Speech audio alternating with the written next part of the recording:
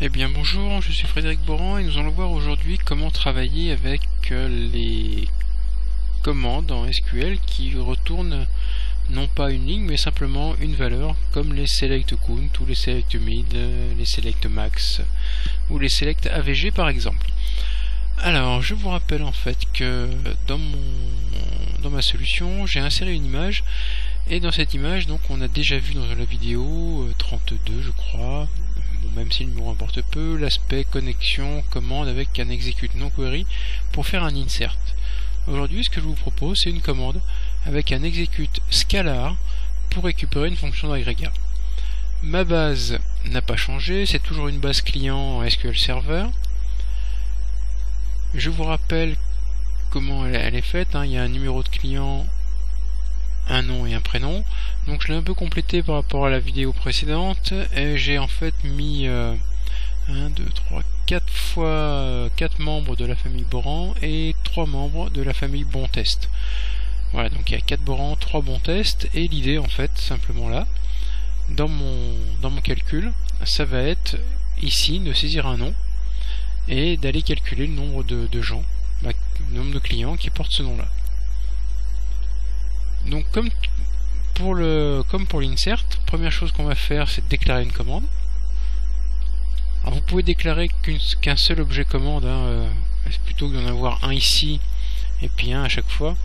Si vraiment vous avez besoin, vous pouvez très bien tout avoir dans n'avoir qu'un seul objet et puis l'écraser à chaque fois. Voilà, donc je déclare exactement la même chose, ma commande, le nombre de lignes et la connexion utilisée par ma commande. Donc ma commande, elle va avoir un champ, elle va avoir une chaîne de texte très simple, une chaîne de commande très simple qui va être de faire un select count étoile from client where non client. Alors c'est non cli, l'intérêt de ça, c'est qu'on a les champs ici, donc ça évite de se tromper, donc, parce que le SQL lui est très pointu là-dessus. Donc from client where non client égale, donc là on va utiliser toujours avec le système des petites cotes, donc txt non.text plus, je ferme la cote et je ferme les guillemets de ma chaîne globale. Je vous rappelle que lorsque vous insérez comme ça dans une chaîne de caractères, il faut l'entourer avec des cotes. Ça a été le cas ici dans txt non texte et txt prénom.text quand j'ai fait mon insert. Ici ça sera exactement la même chose avec les guillemets sur txt non. Donc une fois que j'ai fait ça, je vais faire un try catch de la même façon. Vous voyez que après en fait quand vous faites une commande, les autres commandes sont assez naturellement identiques, sauf que ici c'est surtout pas un execute non query que je vais faire, mais ça va être ma commande pour un execute scalar. Voilà. Qu'est-ce qu'il me dit?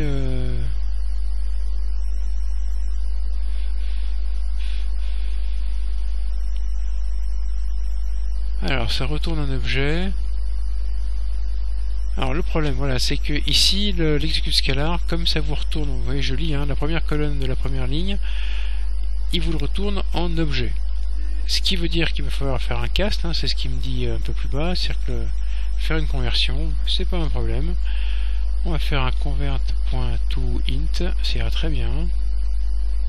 toInt16 de tout ça, de ma commande.execute scalar. Et là, évidemment, il dit plus rien, donc ça c'est un objet. On le convertit en entier, on le met dans le nombre de lignes. Et donc là, on va mettre nombre de personnes de cette famille. Donc ici, je suis pas extrêmement rigoureux sur sur la gestion du texte. Logiquement, il faudrait que je passe tout en majuscule, mais aussi le problème c'est qu'il faudrait que toutes mes données de base soient en majuscule. Donc ici c'est pas le cas. On va simplement donc mettre l'orthographe correcte.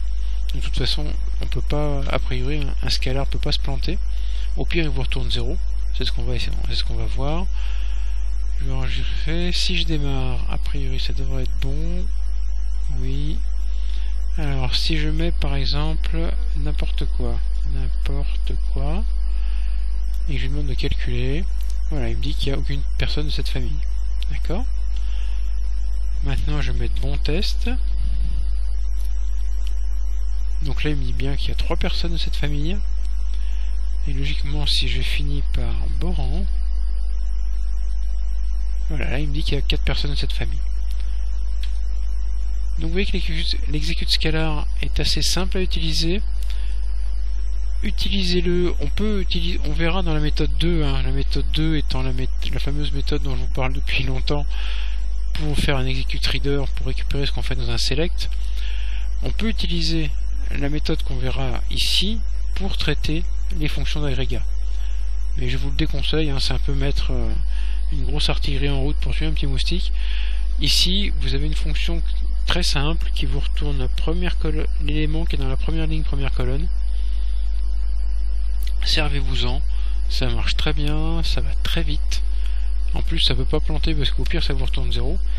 Et ça, c'est quand même pas plus mal. Donc ici, j'ai fait ça. Je vous ai pas montré hein, dans la vidéo précédente l'insert, l'update ou le delete. On aurait pu très bien écrire par exemple ici update into client values set pardon. Bon voilà, il n'y a pas de complication, il faut connaître ces ordres SQL, quoi, c'est tout. Bien les écrire, faire attention aux cotes, hein. Donc vous voyez qu'ici je me suis pas fait piéger. Voilà, il n'y a pas grand chose à dire hein, sur l'execute scalar. Sauf que donc il retourne un objet, donc pensez à convertir, pensez aux cotes, et a priori il peut pas planter, donc toujours même ici j'ai quand même travaillé sur un try catch hein, pour éventuellement. Bon là c'est pas une erreur de connexion par exemple, c'est une erreur de execute scalar. Execute scalar. D'ailleurs je m'aperçois qu'ici j'aurais dû mettre execute query. Voilà, donc c'est relativement simple l'execute scalar. Si vous avez compris l'execute non query, c'est tout de même une philosophie assez proche. Je vais sauvegarder, il ne me reste plus qu'à vous remercier.